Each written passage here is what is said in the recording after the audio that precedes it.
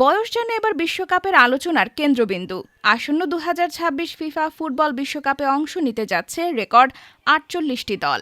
১০৪টি match শেষে নির্ধারিত হবে চ্যাম্পিয়নশিপ। ইতোমধ্যেই দলগুলোর চূড়ান্ত স্কোয়াড ঘোষণা সম্পন্ন হয়েছে।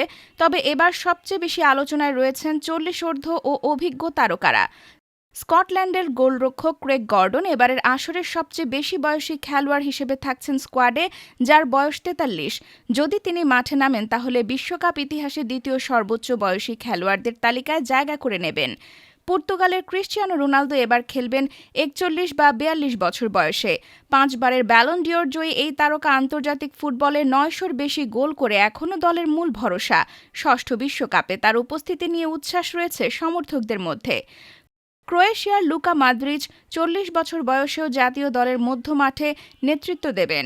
২০১৮ বিশ্বকাপে ফাইনালে ওঠানো ও ২০২২ বিশ্বকাপে তৃতীয় স্থান অর্জনের পর এবার এটি হতে পারে তার শেষ বিশ্বকাপ।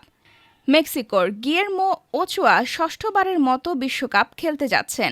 বসনিয়ার এদিন জেকো এখনও দলের অধিনায়ক হিসেবে গুরুত্বপূর্ণ ভূমিকা রাখছেন। জার্মানির ম্যানুয়েল নাওয়ারও দীর্ঘ বিরতির পর জাতীয় দলে ফিরেছেন অভিজ্ঞতার ভরসা হিসেবে।